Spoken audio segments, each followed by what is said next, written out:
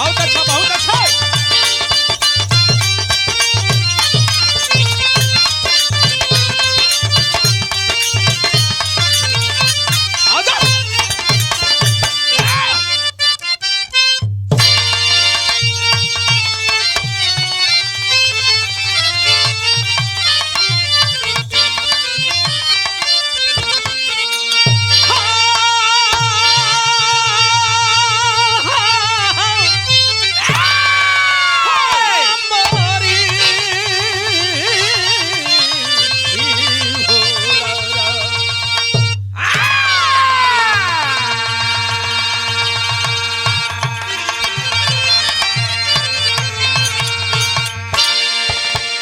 आइए ये बिरहा में एक भाव अलग कवि ने दर्शाया है। कितना बढ़िया भाव कवि ने दर्शाया है। मास्टर साहब भूमिका में भाव लगा। आवा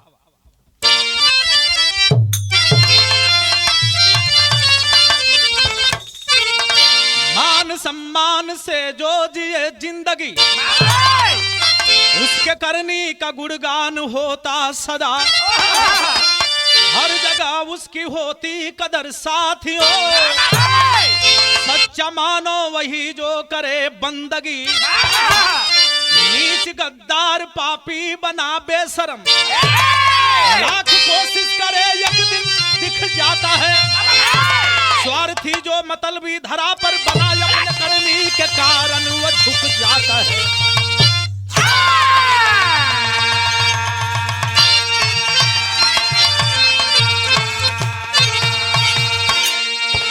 डल्लू भैया ये हमारे रवि जी भूमिका बोले ना झटका फटका वाला महुआ चैनल वाला कवि जी कितना बढ़िया भाव लिखना कि कर्म से इंसान की ऊंचाई नापी जाती है।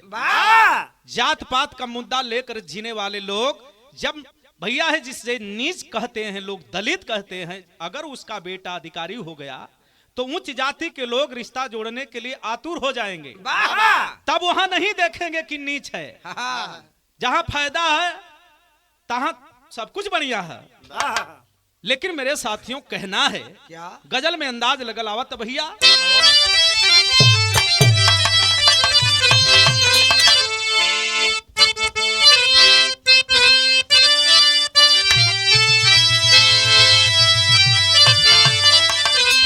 अब मजा नहीं आता,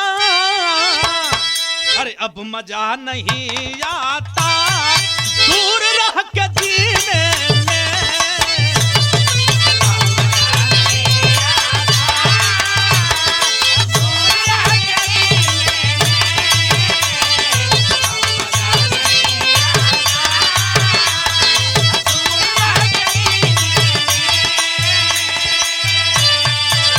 कवि जी लिखना का लिखना भैया हमार कि बच के तू चलो साथी, अरे बच के तू चलो साथी रात के अंधेरे में।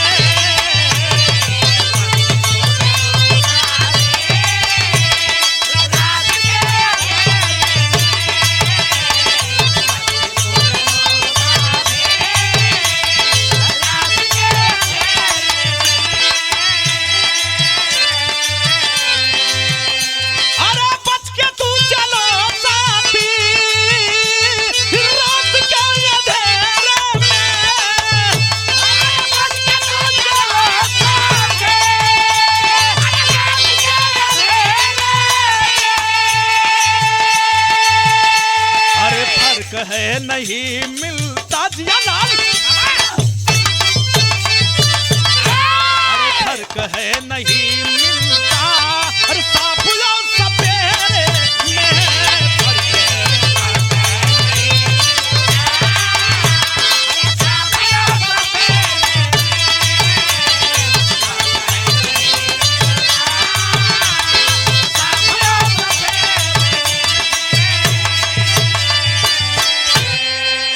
अपने चैनल के मालकिन बबली भौजी बदे गौली कैसे कलाकार सब गावल, कैसे गावल भैया हमार अब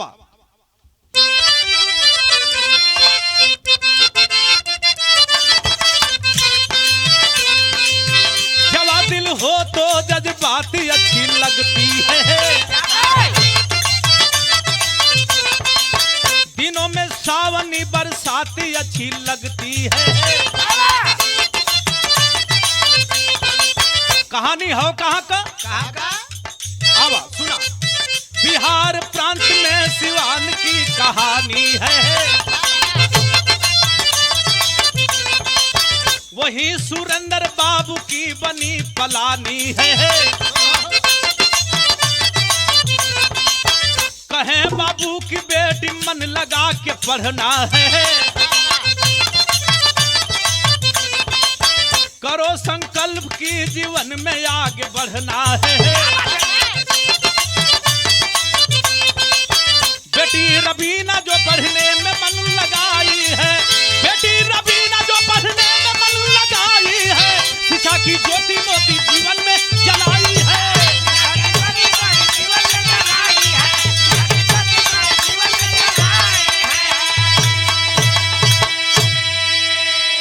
बाबू सुरेंद्र मेरे साथी सिवान का रहने वाले। बिटिया का नाम ए भैया रबीना। पढ़े में बहुत तेज हैं। एरिया क्षेत्र में चर्चा है।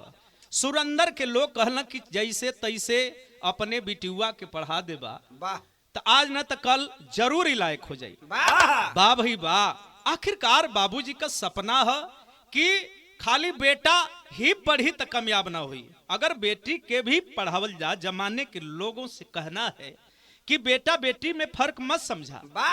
बेटी भी आज मुख्यमंत्री राष्ट्रपति बनत है। DM SDM SP IG DIG DGP बनत है। मेरे साथियों आखिरकार सुरेंद्र बाबू यह सपना सजा के अपनी बिटिया के पढ़ावत में आखिरकार अपने बेटी के समझावत में कैसे समझावत हम तर्ज लगल भैया हमार।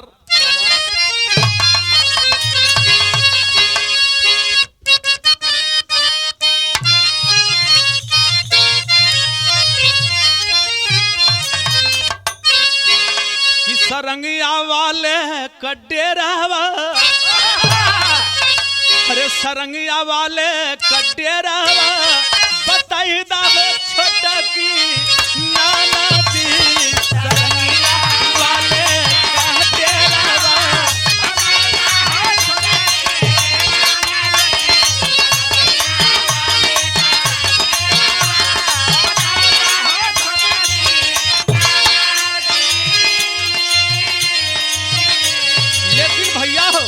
बिरहा में भाव लगल। बाबू बिटिया के बैठा के समझावत सुना। ए बेटा अगर हमार बात अपने जीवन में उतार लेबू तो जरूर जमाना तो के सलाम करिए। है रबीना मन लगा के पढ़ती है। कैसे पढ़ती है भैया हमार। जीवन का असली का माया पढ़ैया कैला हो बिटिया।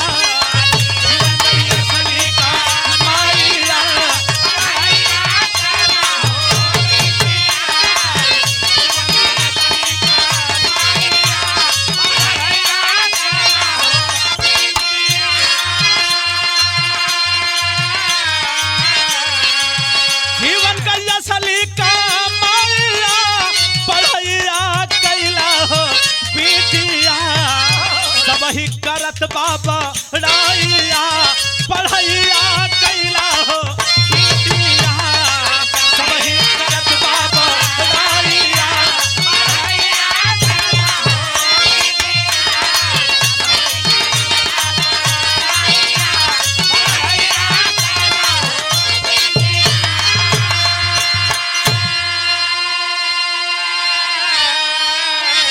बेटा। अरे तू हमार बेटी ना तू हमार बेटा हो। जमाना तोहर कदर करत है जेहर जाइला। सब यह कहेला ये सुरेंद्र तोहार बेटी रबीना पढ़े में तेज बा। आज न तकाल तोहार सपना में उड़ान जरूर भरी। मेरे साथी बाबूजी बहुत खुश समय बिटिया के पढ़ाई पर लिखाई पर चरित्र पर भाव पर स्वभाव पर खुशी का ठिकाना ना बा। कि गाँव जवरिया करे कदरिया। अरे सबके दिल में आशा हो बेटी रबीना।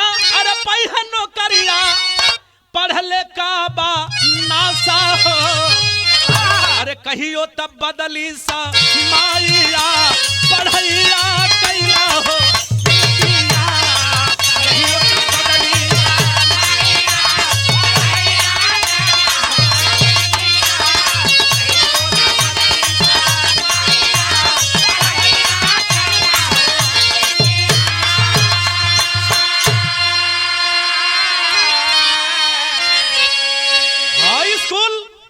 स्कूल में फर्स्ट आती है। वाह फिर इंटर का परीक्षा देहली बेटी रवीना फर्स्ट अली, बीए कैली, एमए कैली, एमएससी कैली। वाह भाई वाह। अच्छा तो अब सबके विश्वास हो गल हित मित संगी साथी की रवीनवा नौकरी पाइए जाई। विचार है कि हम प्रशासन को नौकरी करब। वाह भाई बात संजोग से दरोगा का वांट निकलता है, वो लड़की भर देती है, परीक्षा देती है। जब परीक्षा देती है तो परीक्षा में पास हो गई। यही से कहल जाला कि दुख के बाद सुख का समय आवेला। ए भैया, ए दादा, ए पंचो, बिटिया आखिर जब पास हो गई तो एगो खुशी वाली तर्ज लगल। धीरज भैया अब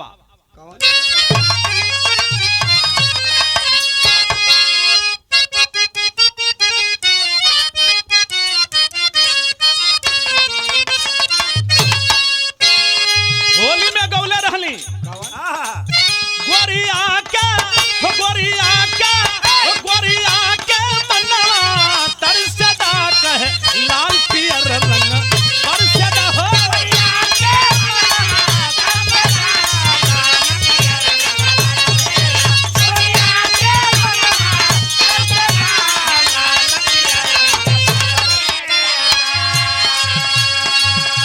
औरी गौले रहली अरे काहे करावेलू गोरिया नहीं हो रहा हो।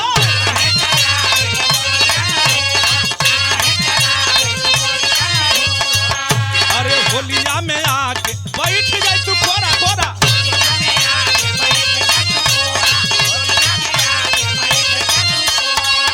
बुढ़वन के तरसदा कहे लाल पियर रंग परसेदा हो। बुढ़वन के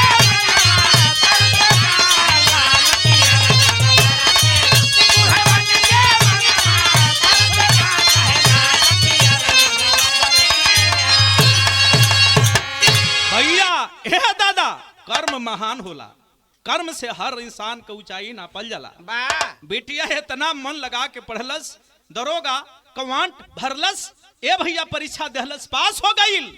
यही से कवि जी खुशी के मारे ई भाव लिखल।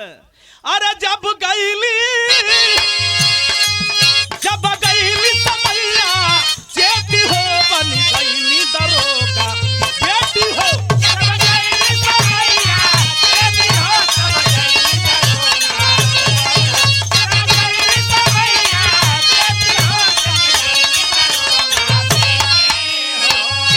बाबू सुरेंद्र के दुआरे सब आवत है।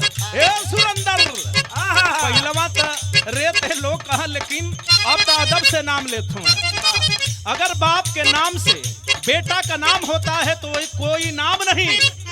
अगर बेटा के नाम से बाप का नाम बढ़ता है तो वही असली नाम है, वही मान सम्मान प्रतिष्ठा है। बेटी दरोगा बन गई, अब तो खुशी का ठिकाना ना। हित मित सब ही द्वार पे आवत है। गांव घर अगल बगल के लोग अइला दुआरवा पर। अरे घरवा भवनवा पर बटेले मिठैया हो।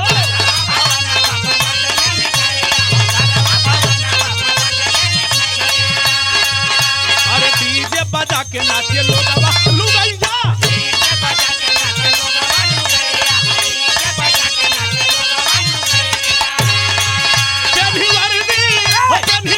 बदन पर लेती है, बन गई दरोगा बेटी है।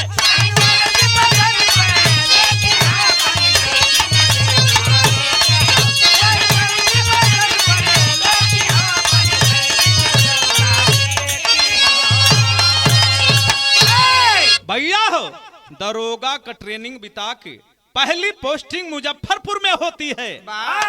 मुजफ्फरपुर में तैनात होती है। मेरे साथी ड्यूटी करत हैं। हाई देखा माई बाबू शादी तय कर दिले हमें। अब दिन गिना था कि हमारे बेटी का शादी हो जाई। मेरे साथी दुनिया का शादी ब्याह होला, हम अपन बेटी का भी ब्याह करब। बाबू बहुत खुश हैं। समय कट रहा है। थाना पर ड्यूटी करत हैं मुजफ्फरपुर नगर में। नतीजा का निकलल, अचानक मेरे साथ ही एक फोन आता है। वो भी फोन जब रिसीव करती हैं दरोगा जी, रवीना जी बोलती हैं, हेलो आप कौन बोल रहे हैं? बोलने वाला बोला, मैं भी दरोगा बोल रहा हूँ, मेरा नाम राहुल है, मैं भी दरोगा हूँ। रवीना पूछती है क्या काम है? आपसे ही काम है, राहुल दरोगा बोलता है। क्या काम है? मैं आपसे शादी करूंगा। जब इतना बात सुनती हैं रवीना तो कहती हैं कि आप पागल हो गए हैं, कहां के रहने वाले हैं आप? बताता है वो राहुल दरोगा कि मैं भी सिवान का रहने वाला और तुम भी सिवान की रहने वाली। जिस जाति से तुम मिलान करती हो उसी जाति से मैं भी मिलान करता हूँ। अगर हमारी तुम्हारी जम जाए तो मजा आ जाएगा। फोनवा पर बतियावत में राहुल दरोगा भैया हो रवीना दरोगा से का बतियावत में।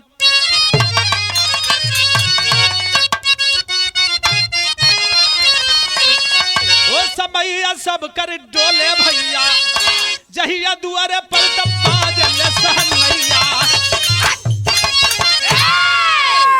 आखिर वो राहुल दरोगा कहता है रवीना दरोगा से, कहता क्या है पहपट में भाव लगल भैया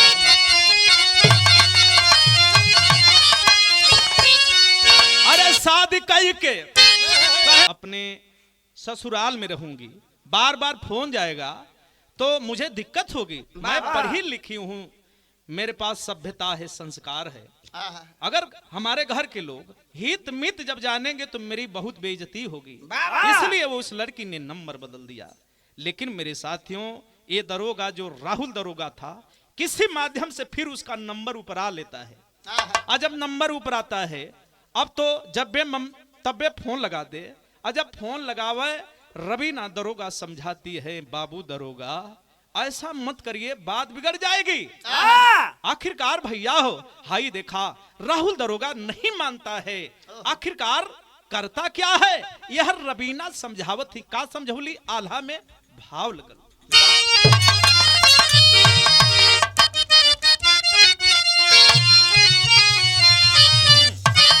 कि लाख समझावे लेकिन अरे मानना कहनवा भैया।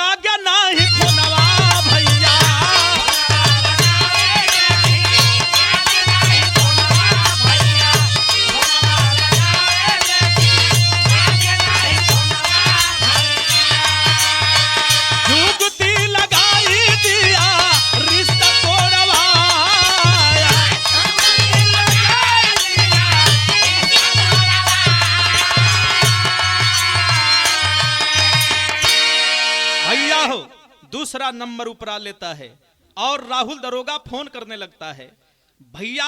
आखिर दूसरा भी नंबर बंद कर देती है रवीना दरोगा। समझ गई ये नहीं मानेगा। इधर रवीना को पाने के लिए पागल हो चुका है राहुल दरोगा, प्यार में दीवाना है। बताइए जब शासन प्रशासन के लोग ऐसे करेंगे तो आम जनता की क्या बात किया जाए। कहीं 5 फेल से एसडीएम ब्याह करत थी, कहीं एसडीएम साहब टेम्पू वाला से ब्याह कर लेते। बाहर समय बाहर लोग बाहर दुनिया, कहां से कहां दुनिया जा रही है। कहने के लिए लोग कहते हैं हम पढ़े लिखे हैं, क्या पढ़ते हो क्या लिखते हो, समझदारी तुम्हारी कहां गई। धीरे धीरे ये तो विनाश की ओर दुनिया जा रही है भैया हो। आखिरकार एक दिन किसी भी तरह से गया है, हिताई नताई जोड़ करके और रवीना के घर पहुंच गया। ससुराल में पहुंचा और ससुराल में जाकर उसके आदमी से बोला कि सुनो देखो मैं उससे बात किया करता था, बहुत कुछ कहता था।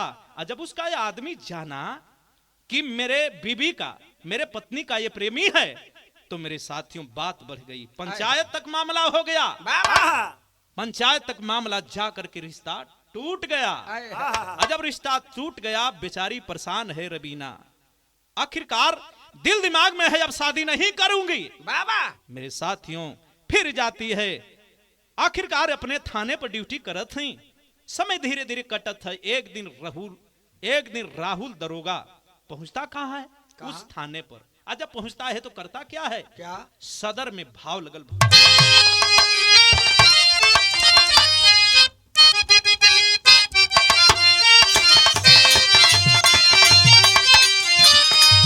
अरे ये कदीर रवीना पास पहुंचा थाना पर।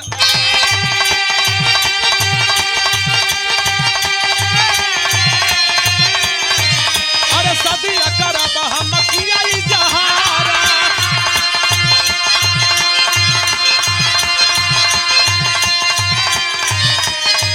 अरे धीरे धीरे पतिया बढ़ल गवा के।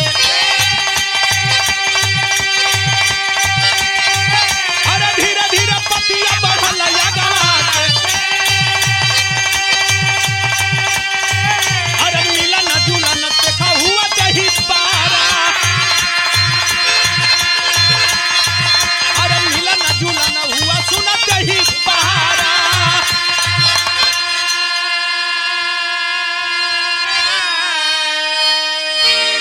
रवीना को विश्वास देकर अपने प्रेम जाल में फंसा लेता है राहुल दरोगा। बाबा और इतना दीवाना बना देता है उसको, अब तो जब मन चाहे तब जाए आए घूमे फिरे, कोई रोकने वाला नहीं है।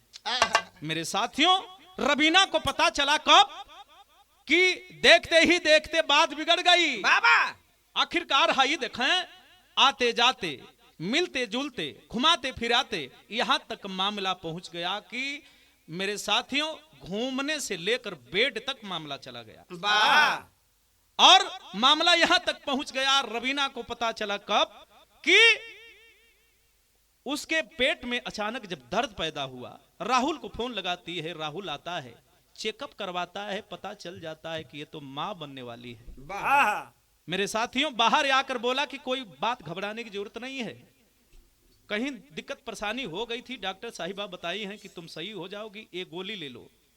4 गोली देता है और 4 गोली जब रवीना खाती है मेरे साथियों, कुछ ही देर के बाद नतीजा का निकलल।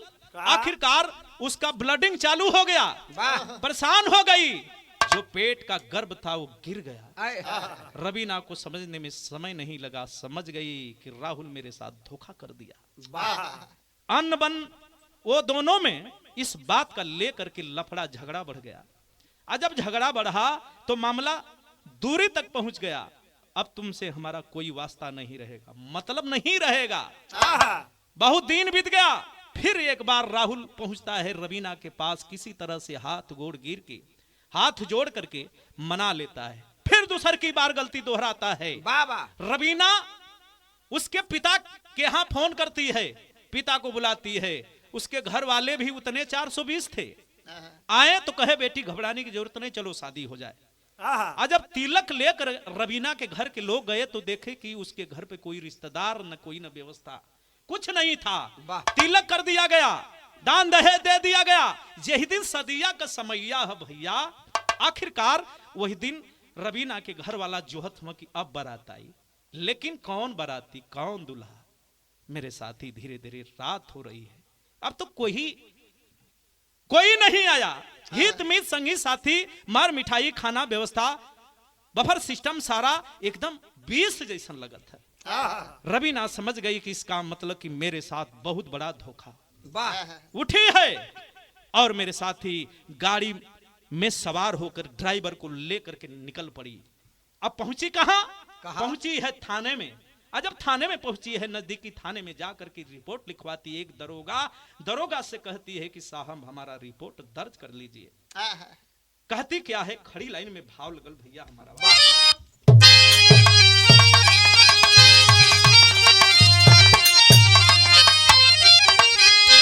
अरे हद पार कैला ना बर्दाश्त हुई है, वही पापी के कारण के पर्दा फास हुई है, वही पापी के कारण के पर्दा फास हुई है।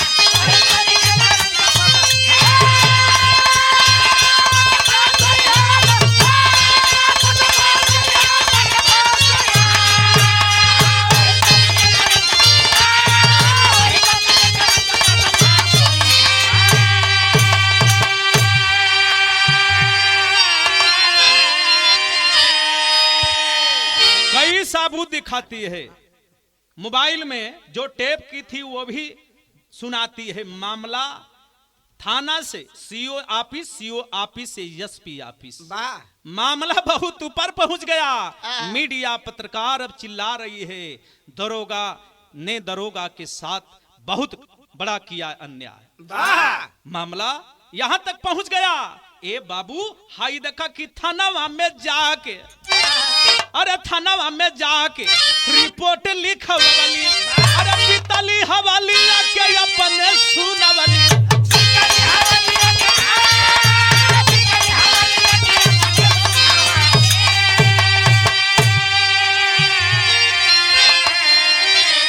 अरे जम के भैली करवाई, अरे तब विनाश हुई है, पापी तुहारे कर्म का पर्दाफाश हुई है।